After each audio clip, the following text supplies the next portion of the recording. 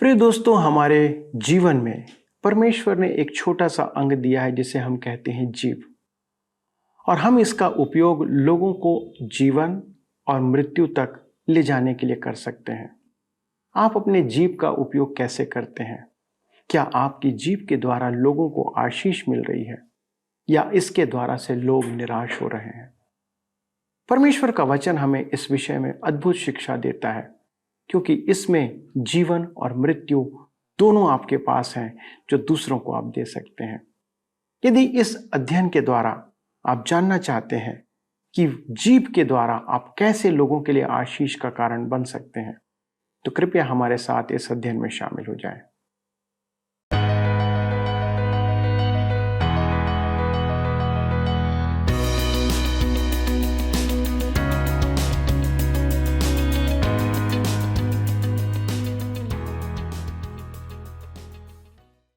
मसीह में प्रिय भाइयों और बहनों, आपको मेरा प्रेम भरा नमस्कार।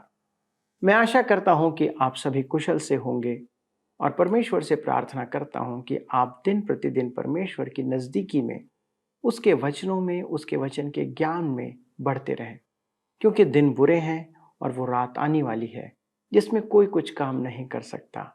प्रभु निकट है। आप परमेश्वर के वचनों को पढ़ें, मनन करें। इसलिए यह कार्यक्रम सत्य वचन हम आपके लिए लेकर आते हैं और मैं पुनः बड़े ही आदर के साथ आपका स्वागत करता हूं इस कार्यक्रम में, जिसका नाम है सत्य वचन।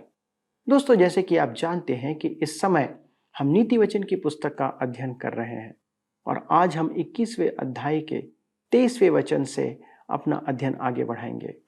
इसमें बार बार जीभ का संदर्भ आया है। क्या आपको नहीं लगता कि हम अपनी जीभ से बहुत बार पाप करते हैं? जहां नहीं बोलना चाहिए वहां बोलते हैं और जो नहीं बोलना चाहिए वही बोलते हैं।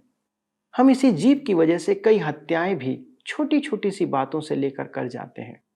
इस जीभ में कोई हड्डी तो नहीं होती, परंतु इसकी दी हुई चोट जीवन भर याद रखती है। हमें अपने वचनों पर बहुत ध्यान देने की आवश्यकता है दोस्तों, क्योंकि पता नहीं कब आपका एक वचन किसी के मन को छेद दे, कब एक छोटी सी बात आपके और आपके परिवार के लिए सिर का दर्द बन जाए, कब आप एक छोटी सी बात के लिए परमेश्वर के सामने दोषी ठहर जाए। नीति वचन की पुस्तक में बार बार बुद्धि, मन और जीभ का उल्लेख आया है। इसलिए दोस्तों, हमें अपनी जीभ का सही उपयोग करना सीखना होगा। तो आइए आज के अध्ययन को प्रारंभ करें और वचन से सीखें कि परमेश्वर हमसे क्या कहता है। बुद्धि शूरवीरों से अधिक शक्तिशाली होती है। बुद्धिमान मनुष्य शूरवीरों का बल नष्ट कर देता है। हम नीति वचन 21 के 23 पद में पढ़ते हैं, जो अपने मुंह को वश में रखता है वह अपने प्राण को विपत्तियों से बचाता है। यहाँ फिर जीभ का विषय आया है। मित्र बनाने के लिए आपको मित्र बनना होगा और मित्र बनने के लिए आपको कुछ तो बोलना ही होगा, परंतु आप क्या कहते हैं उसमें बहुत सावधान रहना है। हमें मित्रों की आवश्यकता है और नीति वचनों में मित्रों और शत्रुओं के विषय में बहुत कुछ कहा गया है। किसी ने कहा है, जिसके 1000 मित्र हों उसका एक भी मित्र अलग ना होगा, परंतु जिसका एक ही दुश्मन हो वह हर जगह उसके सामने होगा। अति सत्य है। नीति वचन 21 के 24 में लिखा है, जो अभिमान से रोष में आकर काम करता है उसका नाम अभिमानी और अहंकारी ठट्ठा करने वाला पड़ता है। क्या आपने ध्यान दिया है कि 2 विषय बार बार सामने आ रहे हैं? एक है जीभ का उपयोग और दुरुपयोग, और दूसरा घमंड। निरंकुश जीभ, झूठ बोलने वाली जीभ, व्यर्थ की बातें करने वाली जीभ और चढ़ी हुई आंखें। परमेश्वर कहता है कि वह इन सब से घृणा करता है। नीति वचन 21 के 25 में लिखा है, आलसी अपने लालसा ही में मर जाता है, क्योंकि उसके हाथ काम करने से इनकार करते हैं। ध्यान दीजिए, आलसी मनुष्य की लालसा बहुत होती है और वह परिश्रम किए बिना धन कमाने की युक्तियां खोजता है। ऐसे लोगों की कमी नहीं है।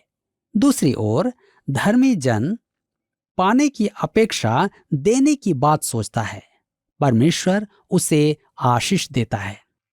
नीति वचन 21 के 27 में लिखा है, दुष्टों का बलिदान घृणित लगता है, विशेष करके जब वह महापाप की निमित्त चढ़ाता है। दुष्ट जन वह है जो परमेश्वर का भय नहीं मानता और उसके मार्ग में नहीं चलता है। नीति वचन 16 के 25 में लिखा है, ऐसा भी मार्ग है जो मनुष्य को सीधा जान पड़ता है, यह दुष्ट का मार्ग है। सच तो यह है कि वह परमेश्वर को त्याग चुका है। आप यह न सोचें कि वह धर्मी नहीं है। वह आराधनाओं में आता है और भजन गाता है और धार्मिकता दिखाता है। वह दान भी देता है, परंतु उसके उद्देश्य उचित नहीं। दुष्टों का बलिदान घृणित लगता है। नीति वचन 21 उसके 28 और 29 पद में लिखा है, झूठा साक्षी नाश होता है, परंतु जिसने जो सुना है वही कहता हुआ स्थिर रहेगा। दुष्ट मनुष्य कठोर मुख का होता है और जो सीधा है वह अपनी चाल सीधी करता है। मेरे प्रियो, प्रभु यीशु मसीह के विरुद्ध झूठे गवाह खड़े किए गए थे। आप तो निश्चय ही ऐसे गवाह होने से घृणा करेंगे। मत्ती रचित सुसमाचार 26 अध्याय उसके 59 से 61 पद में लिखा है, प्रधान याजक और सारी महासभा यीशु को मार डालने के लिए उसके विरुद्ध में झूठी गवाही की खोज में थे, परंतु बहुत से झूठे गवाहों के आने पर भी ना पाई। अंत में 2 जन आए और कहा, इसने कहा है कि मैं परमेश्वर के मंदिर को ढा सकता हूं और उसे 3 दिन में बना सकता हूं। दूसरों ने भी झूठी गवाही दी, परंतु वह स्वीकार नहीं की गई। इन 2 की गवाही भी वास्तव में झूठी थी। यीशु की प्रतिक्रिया 2 अध्याय में दी गई है। जब यीशु हाकिम के सामने खड़ा था तो हाकिम ने उससे पूछा, क्या तू यहूदियों का राजा है?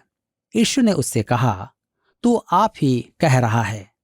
जब प्रधान याजक और पुरनिये उस पर दोष लगा रहे थे तो उसने कोई उत्तर नहीं दिया। इस पर पिलातुस ने उससे कहा, क्या तू नहीं सुनता कि ये तेरे विरोध में कितनी गवाहियां दे रहे हैं? परंतु उसने उसको एक बात का भी उत्तर नहीं दिया, यहां तक कि हाकिम को बड़ा आश्चर्य हुआ। हम इसे मत्ती 27 अध्याय उसके 11 से 14 पद में पाते हैं। यूहन्ना कहता है कि पिलातुस उसे भीतर ले गया और उससे कहा कि यदि वह उसके साथ सहयोग करे तो वह उसे स्वतंत्र करने पाएगा, परंतु जनसमूह के विरुद्ध अपना निर्णय सुनाना उसकी नीति नहीं थी। अंत में उसने जनसमूह के दबाव में आकर यीशु को दंड दिया, परंतु वह जानता था कि यीशु के विरुद्ध जितने भी गवाह थे सब झूठे थे। मेरे मित्रों, इतिहास में एक यह ऐसा अभियोग है जो पूर्ण रूपेण न्याय विरोधी था। आप क्या ऐसे झूठे गवाहों के साथ होना चाहेंगे? कभी नहीं। झूठा गवाह नष्ट हो जाएगा। नीति वचन 21 के 30 पद में लिखा है, यहोवा के विरुद्ध न तो कुछ बुद्धि और न कुछ समझ, न कोई युक्ति चलती है। यह धर्मशास्त्र का एक असामान्य पद है। मैं इस संदर्भ में नए नियम का उदाहरण देना चाहता हूं जो शायद आपके ध्यान में नहीं आया है।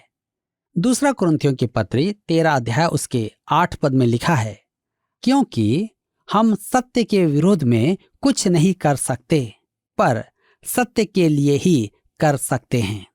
मैं स्वतंत्र विचारों की सेमिनरी में पढ़कर आया हूं, इसलिए स्वतंत्र विचारों की थियोलॉजी से भी मैं अत्यधिक सावधान रहता हूं, क्योंकि मैं जानता हूं कि वह विश्वास में प्रवेश कर रही है।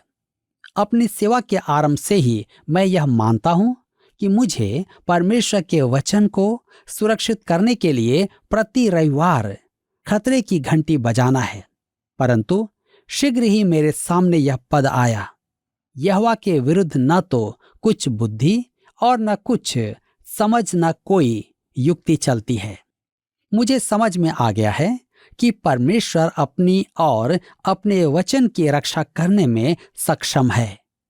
हम सत्य के विरुद्ध कुछ नहीं कर सकते, पर सत्य के लिए ही कुछ कर सकते हैं। यदि मुझे कुछ करना है तो सकारात्मक काम करूं और नकारात्मक बातों को छोड़ दूं। मुझे बाइबल की सुरक्षा करने की आवश्यकता नहीं है, मुझे केवल उसके प्रसारण की आज्ञा दी गई है। मुझे किसी ने पत्र लिखा कि बाइबल परमेश्वर का वचन नहीं है। मैंने उसे उसके पाप का परिणाम समझकर कूड़े में डाल दिया।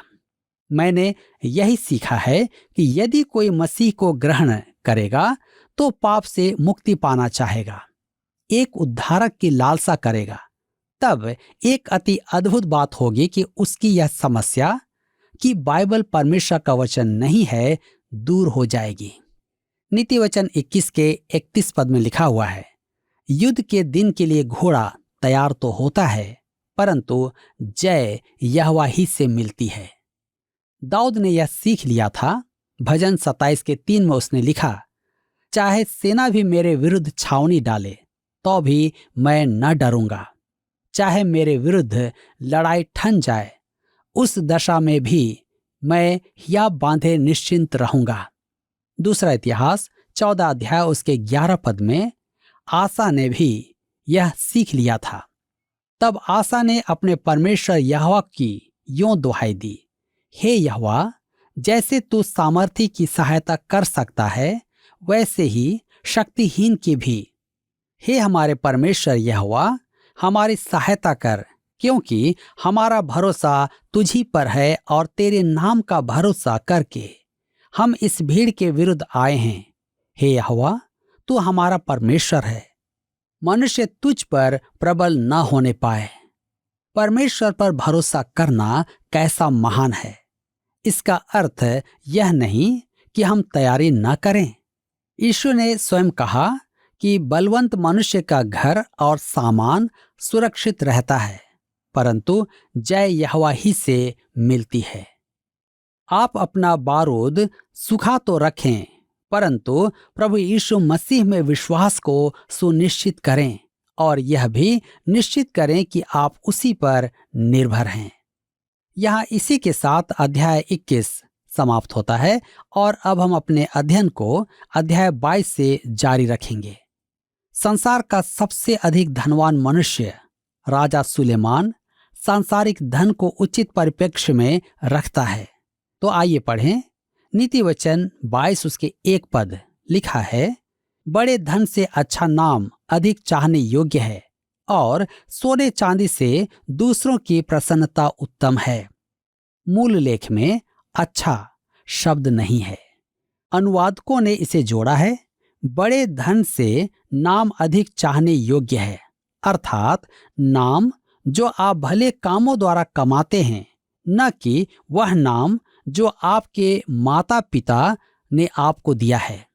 उदाहरण के लिए हमें बनायाह के बारे में दूसरा शामुएल की पुस्तक 23 अध्याय के 20 पद में बताया गया है। यहोयादा का पुत्र बनायाह था।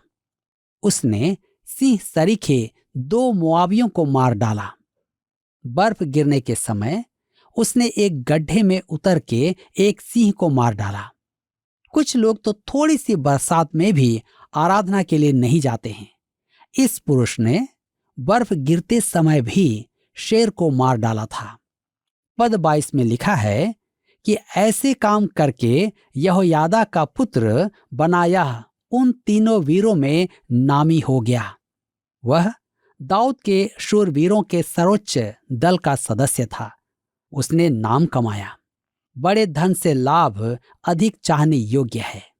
नीति वचन 22 के 2 में लिखा है, धनी और निर्धन दोनों एक दूसरे से मिलते हैं, यहोवा उन दोनों का करता है। इसका अर्थ है कि परमेश्वर की दृष्टि में सब बराबर हैं। जी हाँ, जब आप मनुष्यों के वैश्विक भाईचारे की बात करें तो अपने शब्द के प्रति अत्यधिक सावधान रहें।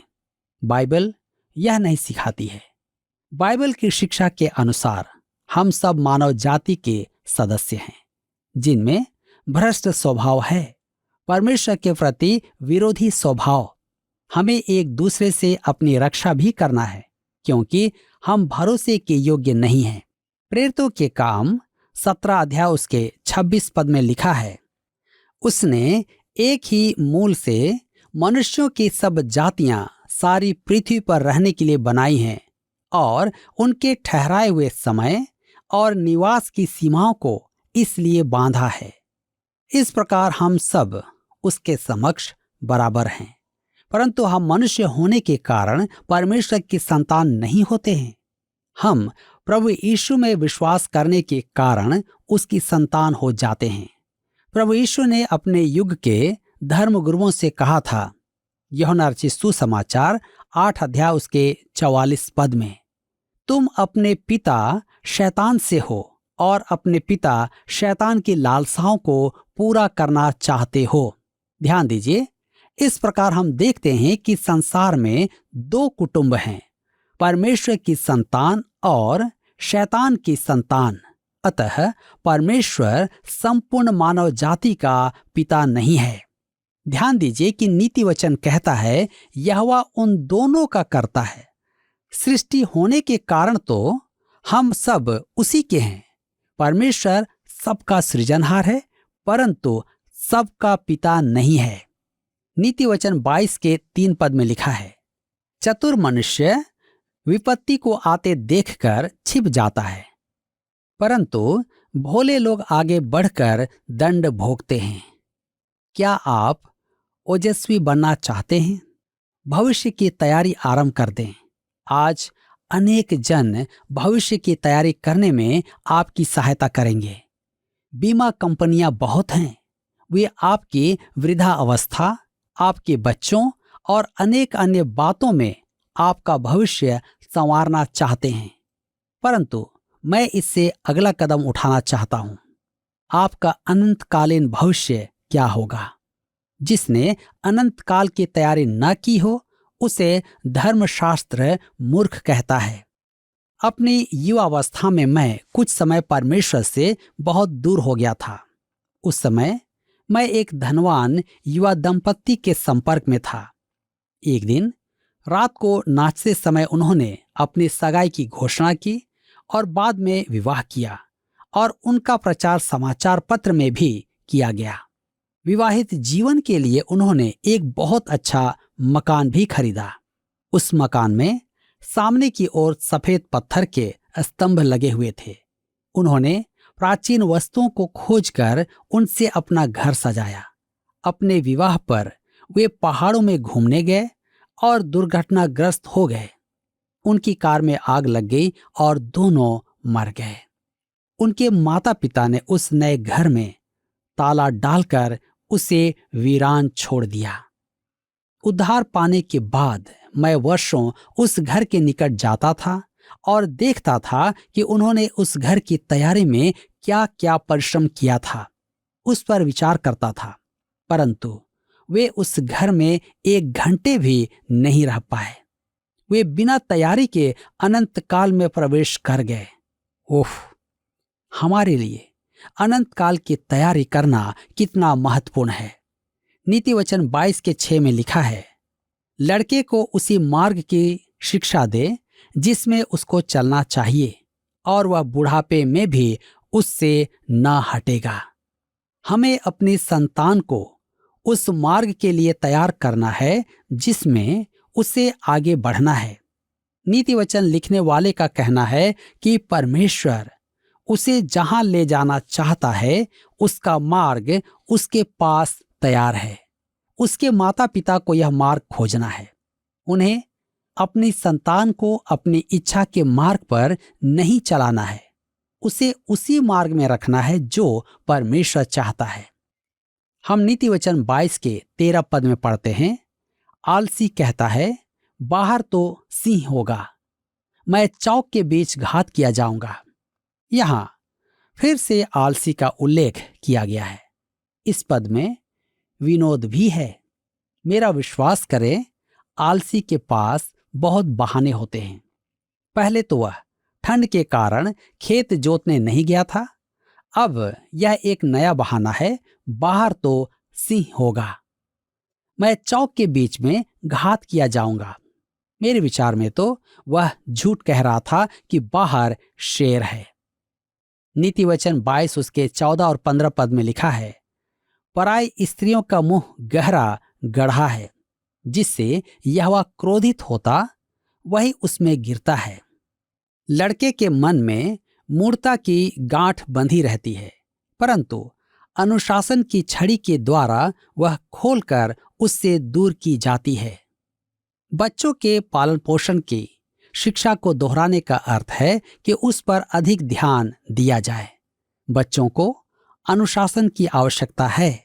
उचित अनुशासन बच्चों को रिस नहीं दिलाएगा।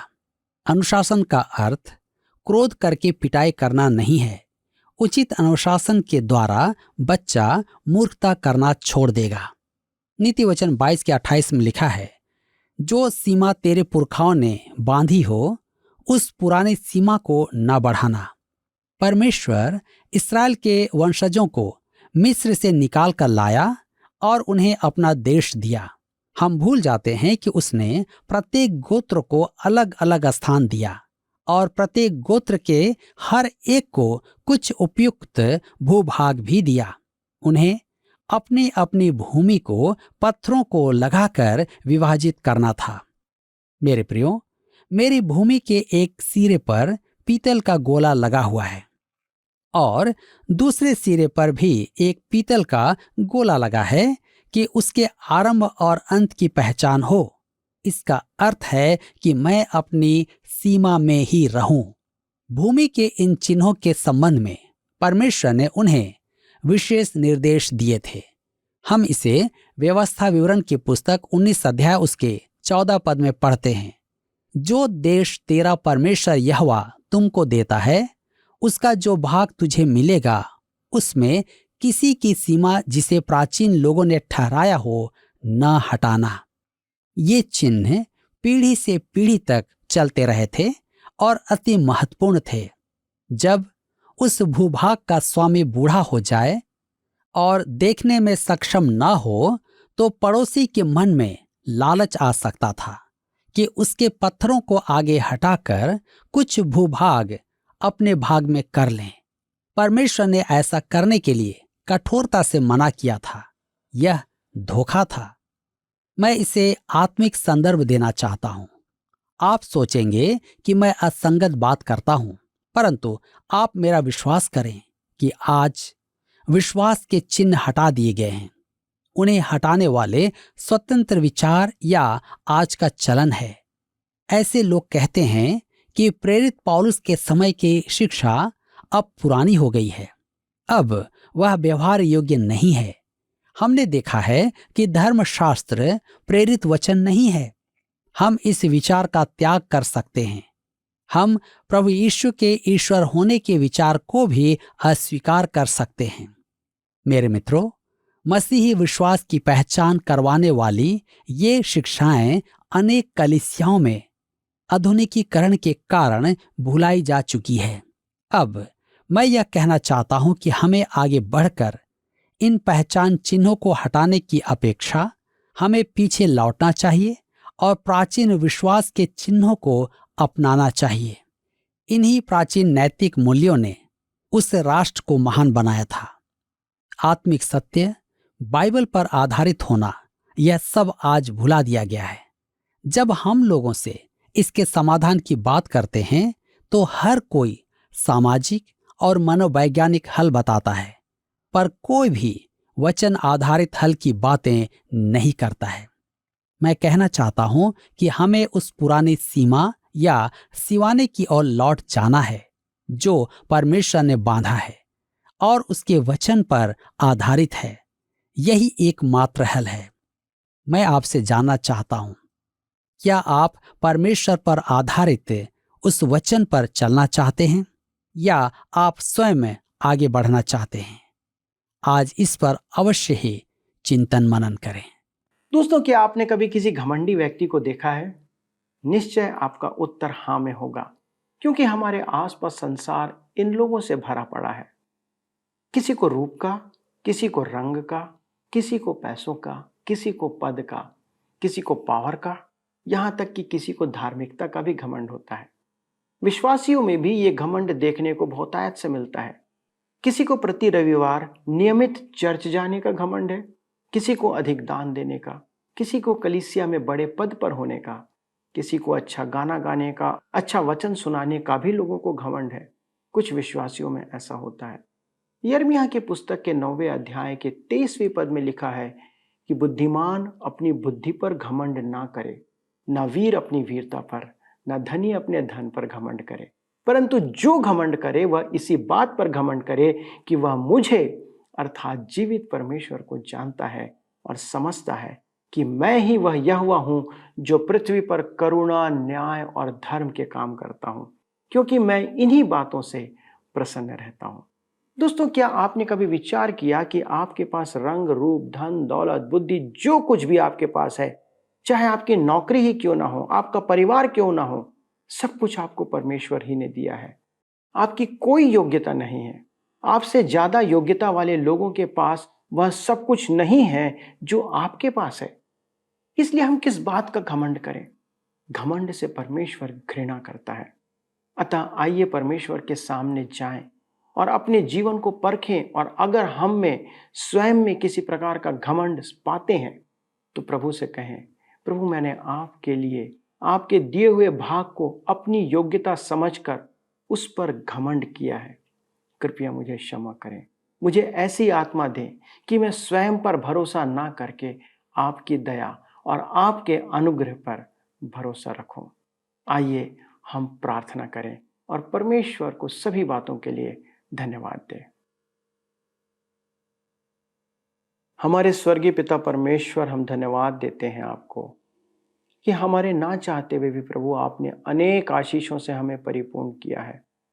प्रभु, जो कुछ आपने हमें दिया है हम उस पर घमंड करते हैं। प्रभु, मनुष्य कैसा बुरा है कि प्रभु वो अपनी उन बातों के लिए गर्व करता है जो उसकी है ही नहीं। प्रभु, आपने हमें दिया है, इसलिए हम आपको धन्यवाद करते हैं। कई बार हम अपने जीवन में ऐसे पाप करते हैं जो आपके सन्मुख प्रभु बहुत बुराइयों की बातें हैं। आपसे विनती करते प्रभु हमें क्षमा करें ऐसे घमंड के लिए। जब हम अपने अनेक बातों पर घमंड करते हैं, प्रभु आप हमें क्षमा करें। दया करें पिता कि हम आगे को प्रभु एक ऐसा जीवन जिए जो नम्रता और दीनता से परिपूर्ण हो, आप पर निर्भर करने वाला जीवन हो। पिता, हमारी प्रार्थना है कि आपके सभी सेवकों पर आपका अनुग्रह बना रहे, जो वचन प्रचार कर रहे हैं, जो कलीसिया की अगुवाई कर रहे हैं, उनकी सेवाओं को आशीषित करें प्रभु, उन्हें वचन से परिपूर्ण करें। हमारे पासबानों के लिए विशेष विनती है प्रभु, अपनी कलीसियाओं को सही मार्ग में आगे बढ़ाने के लिए प्रभु आप उनकी सेवा करें, को आशीषित करें। और होने दे पिता कि जब वे इन अध्ययनों को आपके लोगों तक लेके जाएं, इसके द्वारा सब कोई आशीषों को प्राप्त करें। धन्यवाद के साथ इस विनती को यीशु के नाम से मांगते हैं, आमीन। दोस्तों, हमें आपके फ़ोन और मिस कॉल मिल रहे हैं जिसके द्वारा से हम प्रोत्साहित होते हैं, परंतु कृपया इसे बंद ना करें। प्रतिदिन समय निकालकर आप हमसे बातें करें ताकि हम आपके इस कॉल के द्वारा उन बातों को जानें जो आपके लिए लाभ की है। प्रभु आपको आशीष दे। पिछले प्रश्न का उत्तर है सी, यीशु मसीह। पुराने नियम के बलिदान यीशु मसीह के प्रतीक थे। आज के अध्ययन पर आधारित प्रश्न है, नीति वचन 22 अध्याय के 15 पद में अनुशासन की छड़ी का अर्थ है बालकों को खाली स्थान। ए, पिटाई करना, बी, दंड देना, सी, सुधरने तक मारना, डी, अनुशासन की शिक्षा देना। मित्रों, इस प्रश्न का उत्तर हमें कल सुबह 6 बजे से पहले विकल्प ए, बी, सी या डी के साथ अपना नाम, पता, स्थान के साथ 9651433397 पर SMS या WhatsApp करें। सभी विजेताओं को विशेष पुरस्कार प्रदान किए जाएंगे। धन्यवाद। क्या आपको यह कार्यक्रम पसंद आया? अभी हमें एक मिस कॉल करें और आप अगले विजेता हो सकते हैं।